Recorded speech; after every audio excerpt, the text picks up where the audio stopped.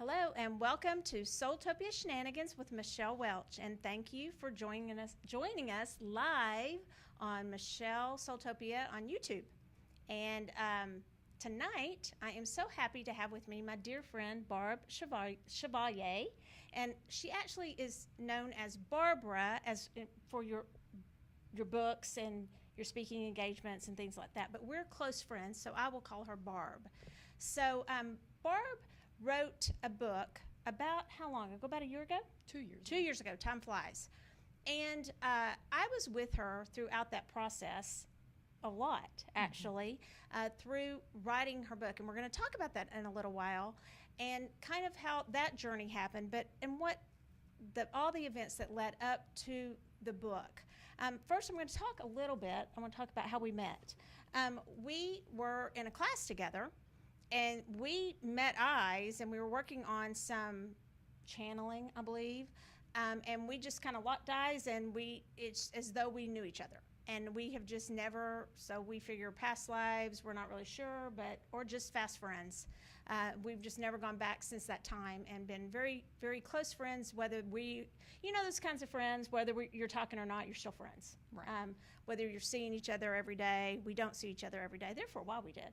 But she's busy and I'm busy, both doing a lot of different things. And one of the things that Barb is going to get back to is her book, and we're going to talk about that a little bit, about getting back to her book. Mm-hmm. But I'm going to just show you the book. Her book is Keep Searching for Blue Jays, and it's a miraculous account of life beyond our world, a true story. And there's a quote on here, "I'm with you always, Barbara Chevalier." And I'm going to read the back cover in just a second. But the interesting thing is that many of you, if you live in Texas, or United States really at that time, and it was about how many years ago when what we're going to talk about happened? About 2006. So 2006. 11 years. 11 years ago. We both lived in Frisco and did not know each other at that time. No. So I lived in one neighborhood, a neighborhood just north of Barb in Frisco, Texas. And she lived in, you were north of me. I was just south of you, and you were just a neighborhood north of me. And an incident happened in our neighborhood, in my neighborhood, and of course we were all in an uproar because this is going to involve a shooting and a very horrific crime. And so this person had shot at someone in my neighborhood, and then I guess you'll tell the story, but then later, maybe the next night or something, whenever, you'll tell me. A couple days later, the horrific event with Barbara occurred. So I don't really want to take from it. I'm going to read the back and then let her take it from there. But it all turns out that we knew a lot of similar people, even though we didn't know each other at that time. Right. I knew some of the judges and prosecutors involved in her case, it turns out, and just they're wonderful people, and they took good care of you, didn't they? Yes, they did. Yes, they did. Yes, they did. Okay, so it says, Barbara arrives home one day to discover that her youngest son has been airlifted to a trauma hospital. Police deem it an accident, but the gruesome truth soon emerges. Bryan, her son, was shot point blank in the chest and back.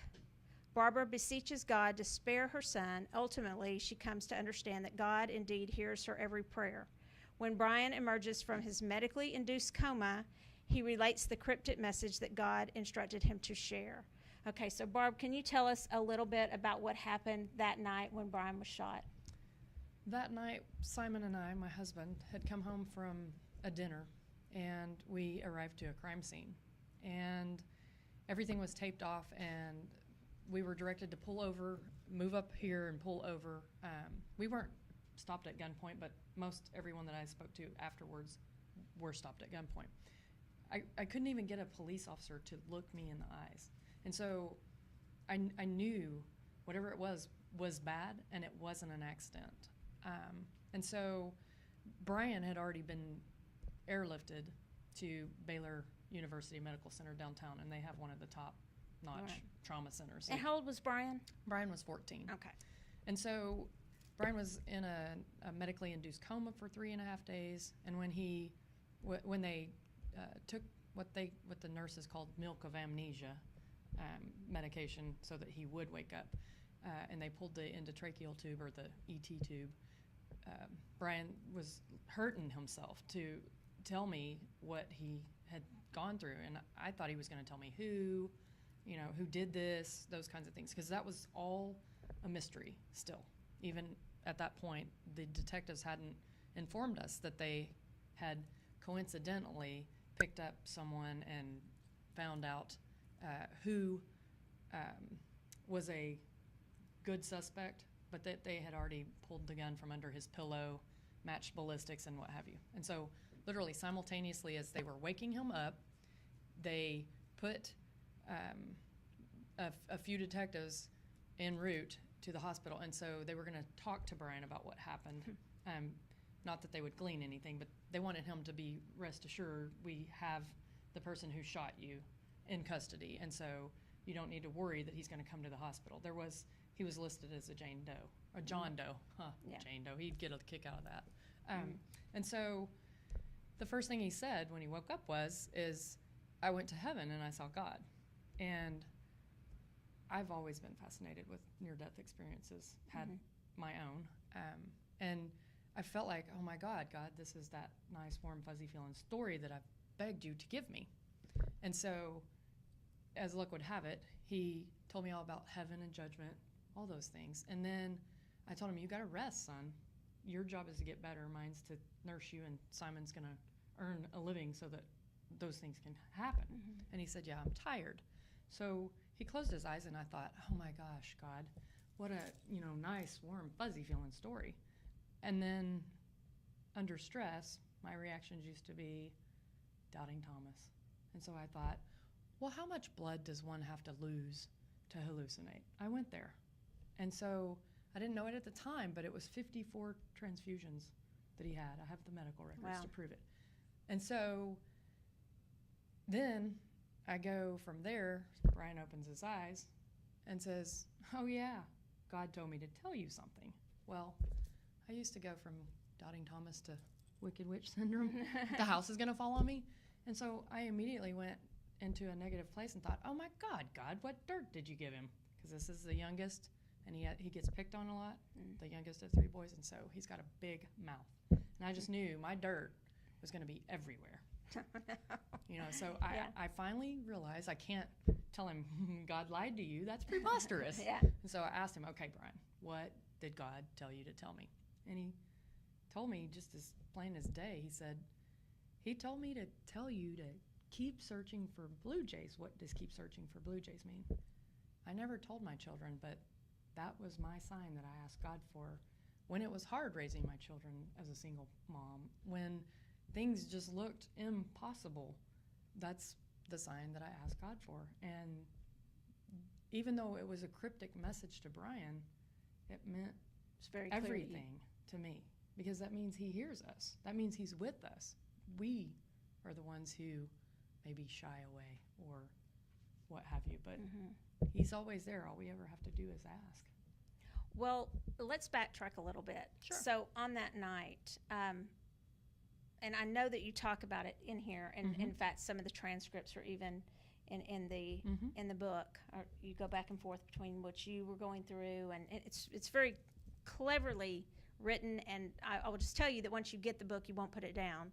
Barb gave me the transcript of the book at, I don't know, midnight, and at 4 a.m. I was texting her. I was like, gee, thanks. I've been up all night reading your book because it's so good.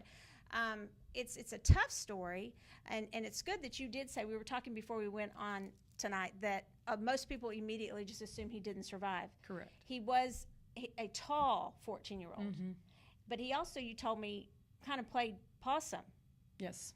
Tell the listeners about that. Well, Bryan was quite disillusioned with church, as it were. He didn't understand, and this I found out after the fact, he didn't understand how mega churches, pastors can stand up in the pulpit and preach about love and what have you, and yet there are homeless people on the corner, right around the corner from the church, starving half to death,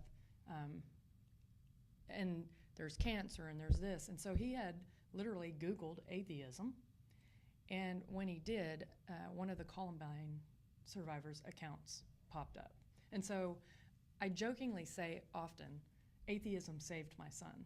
Because in him reading that survivor played dead in someone else's blood, and he did that about a week and a half prior to the shooting, that is part of what saved him. Right. You know, and so there's perfection in the imperfections. You just have to look.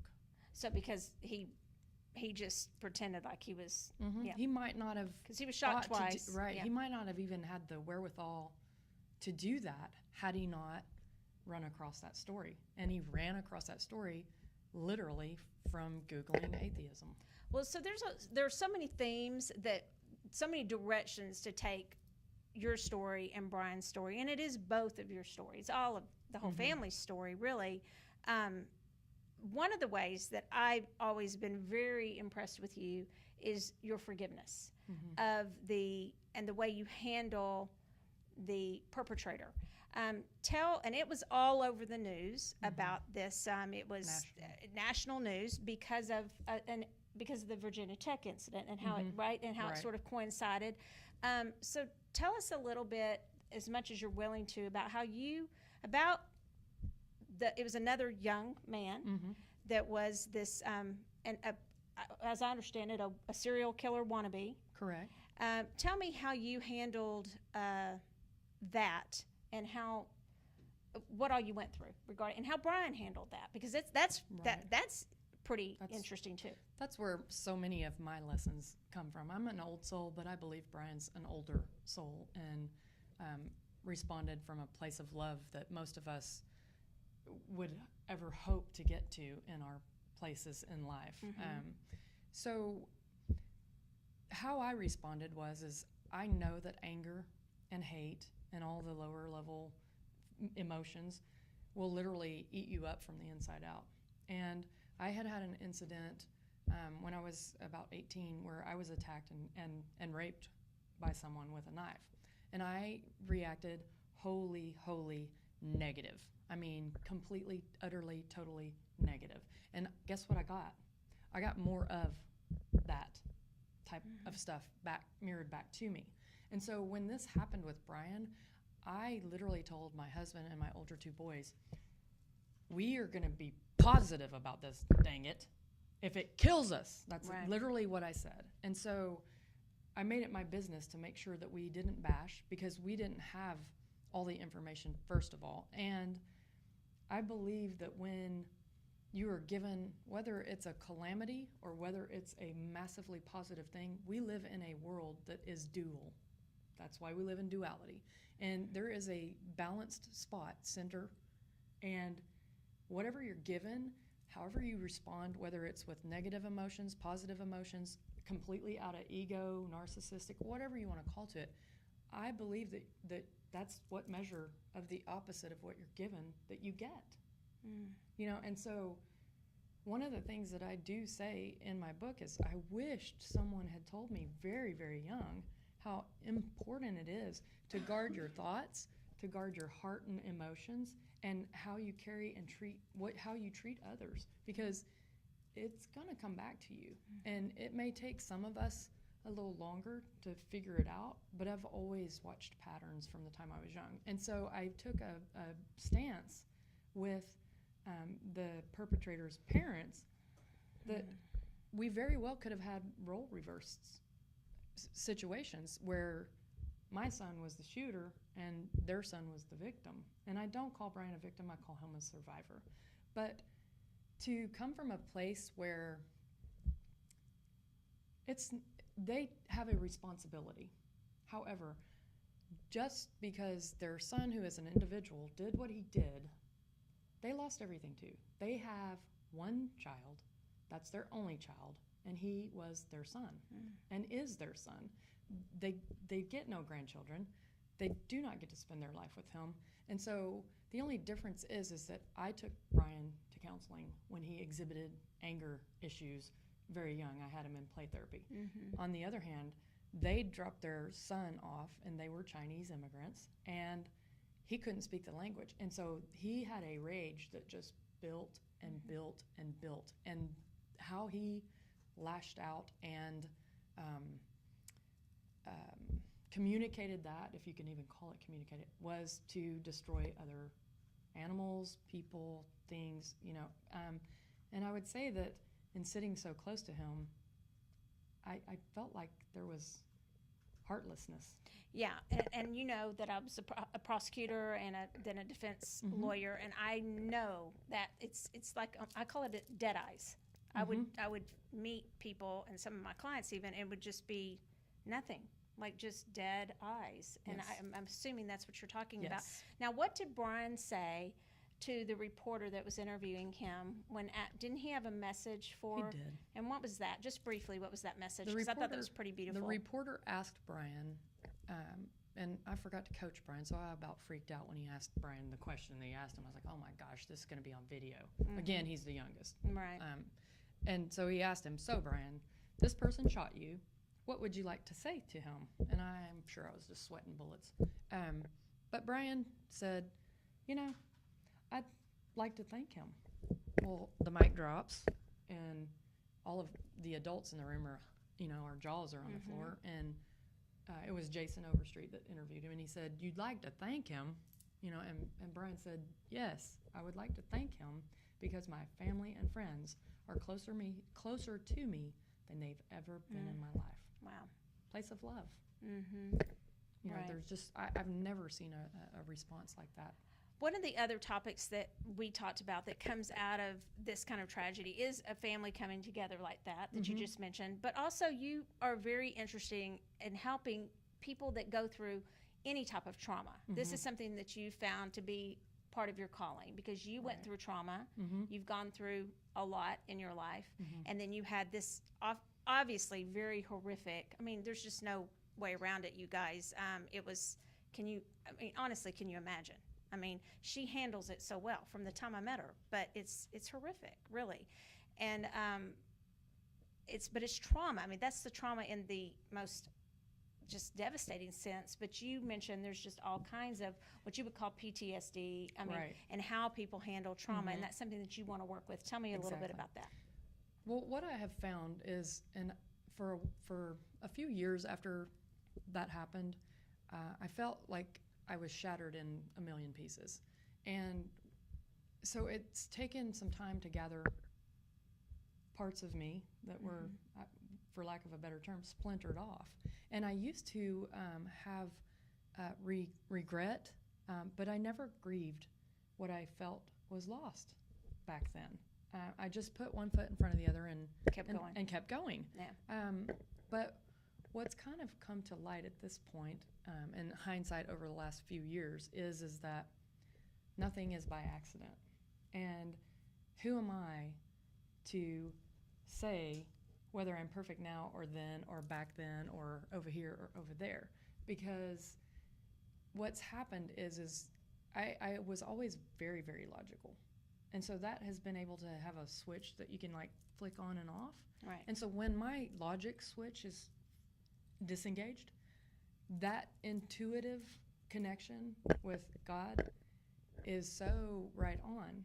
But see, if not for what we went through, I don't think I would have gotten there as quickly. Right. Because I can tangibly see, oh my goodness, I was told to do this or prompted to do this. I did it, and I wouldn't say out of obedience, but just out of a knowing that my steps are ordered.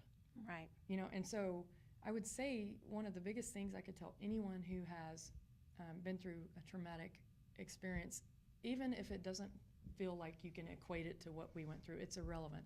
Everyone has trauma on some level. What I would say is that you must give yourself the niceties, the kindness, and the acceptance that you would give one of your very dear friends, or maybe even your grandmother if you love her. Do not have regret for who you were, but look for what it is as to why that possibly was removed from you, because it may be hindering the ability for you to blossom and unfold. And 9 times out of 10, I would say, regardless of what is going on, you need to really embrace where you're at. One of the questions I ask every time something comes up that most people go, oh my God, that's so negative. I ask, but what's good about this problem? And I'm very sincere when I do No, it. yeah, you do I can vouch for that. You do that. You know, Yeah. and it brings me Sometimes to it drives me nuts. it does. but we're okay with that because we love each other. Yeah. We just She love does. each other. She will let you know. Yeah. But yeah, you do that. Going back to Bryan. What was his concept of God? Before the shooting, his concept was there can't be a God, not with cancer and babies that are born with birth what defects. You said. Yeah. But after the shooting, it was interesting. I would literally watch him close his eyes, and that smile and that glow that he had while he was laying in ICU and telling me, imagine the worst thing on earth that could happen to you. I was watching him glow and what have you, and go back and have remembrance of that. I don't know that that even he could even put it into words what his concept of God is. He told me that it was like maybe Odysseus days of traveling for months and then coming back home, and that it was the most peaceful, joyful feeling of I'm home. And that was from a 14-year-old. May I ask you this? Did he feel that it was one particular religion? No. Okay. That's one of the things he did say was religion is man-made. God made everything perfect. Man has screwed it up. Mm-hmm. You know, okay. That's one of the things that he reiterates to me. One of the reasons I appreciate Barb's book so much, and Bryan's story and Barb's story, is that there are a lot of stories and near-death experiences out there that people tell. I appreciate it because I know her, and she is extremely logical, and so it comes from a place of, and Bryan was an atheist, so it came from a place of not somebody who was trying to make a case for something. In fact, he believed the opposite. So I think, just from my logical mind, that's one of the reasons I liked it. Right. And plus, I actually love a well-written book, and it will grab you, like I said. And we haven't had a lot of time to talk about the trial, but because of being a lawyer, and I think she was a lawyer and a judge and everything else, and a doctor. She's good at everything. We've talked about that in a past life, but and maybe in this life, she's very good at a lot of things, and a very good writer. But they did go through a big. Can you imagine what that would have been like too? So I really encourage you to get the book. I'd like to move on to talk a little bit about the fact that, and Barb, I'm going to out you a little bit here. Barb now is doing real estate.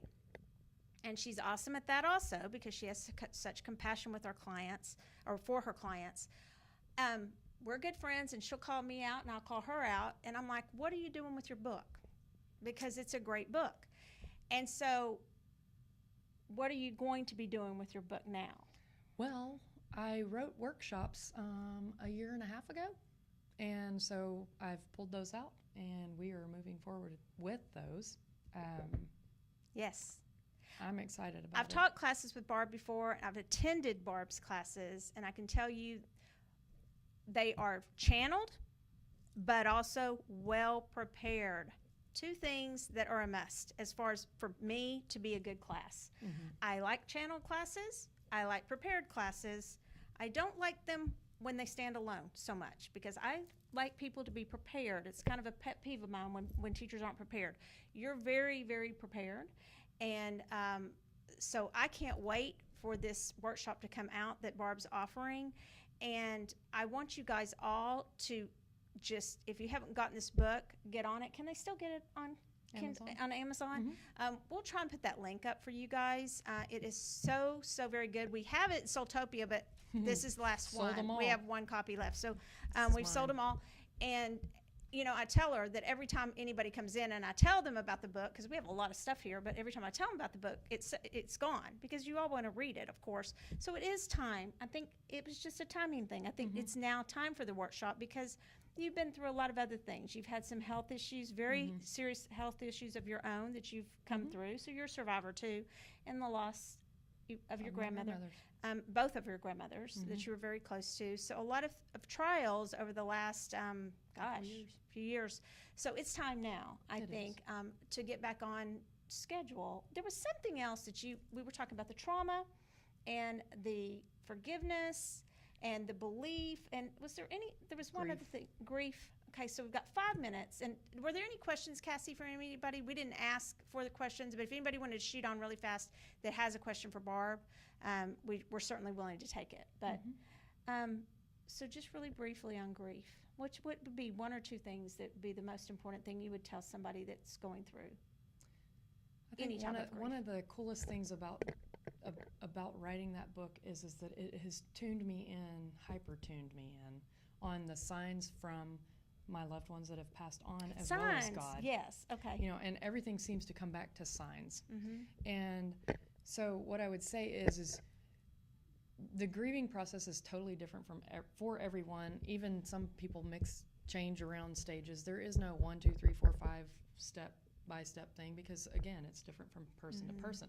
But what I would say to you is, if you are missing that loved one that you've lost, tell them, I need a sign that you're with me. Because just like God's always with us, so are our loved ones.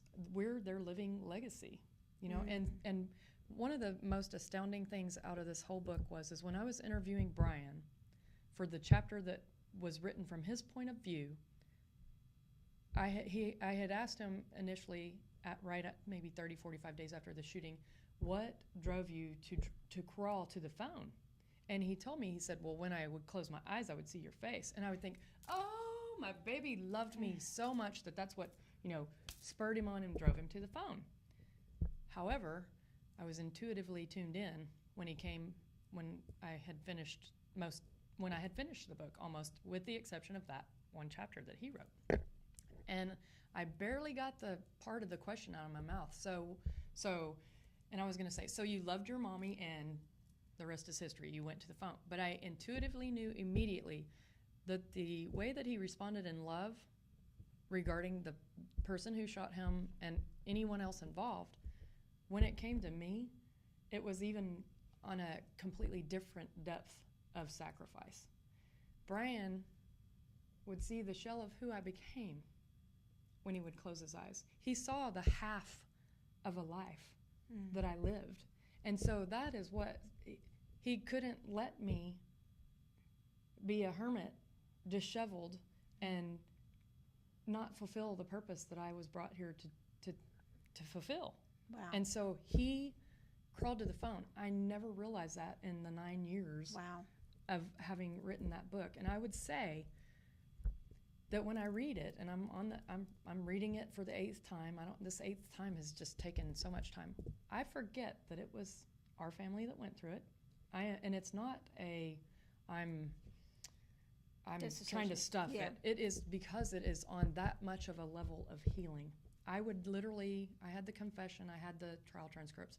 I would literally come to difficult parts. I'd literally have to put all the work to the side and go to counseling for months until I could pick up those hard parts, ugly parts again. I can only imagine. And then I would begin back writing the book. But what I would say is that there are so many healing energies. And what I was told, because I would be writing along and I would be told, well, you need to put that in there. But that's my private, embarrassing, I'm not perfect parts. And I was told, perfect does not live here. People do not want some perfect person who's not been through anything helping them through their muck and mud. And so you're going to have to trust me. And I believe that that's a lot of empaths' lesson, is learning to trust others. Right. I agree with you. Well said. I just want to tell you guys that thank you, first of all. Time goes really fast on this show. I want to thank you for being here. We will put the link for her book to Amazon so you can get it. And also on August the 20th at SoulTopia Sensation, that's just a couple weekends away, Barb is going to do one of our presentations on that very topic we didn't get to talk about too much about the signs, where the Blue Jays came in. Our theme that month is for SoulTopia Sensation is animal totems. So I asked her to do one of the free lectures, one of the presentations, and she kindly agreed to do that. And she will be speaking on messages and symbolism and tying in primarily birds, but looking for those signs in your life, but based primarily from an animal totem. But if you have questions for her, I'm sure she'll tie in the book and the story, finish up all the story about, because I know she gets cardinals, she gets all kinds of signs from birds and other animals and from numbers too. But she's going to tie in primarily the birds for us that day. So we do have SoulTopia Sensation coming up on August 20th. We have classes. And by the way, this Thursday, you guys, for all you guys that are local that might be listening to this that come to Intuitive Insights, I'm going to New Orleans. And I say New Orleans. I sound it all out. New Orleans. But Roger and I are taking a much needed trip. It's actually a work trip, believe it or not, but we are going. We're leaving Thursday, and Barb is going to teach our class. We used to teach Intuitive Insights together, and about, I don't know, halfway through it, we started teaching, and so she's going to teach it. She's very familiar with it, and she is awesome. So you guys be sure and come. I know we were talking, I know she has some really fun stuff planned for you guys, interactive, fun things. So until next time, thank you so much for joining us, and make sure you check out her book and come on Thursday night, and for sure to August 20th to SoulTopia Sensation. And until then, Crystal cheers. Thank you.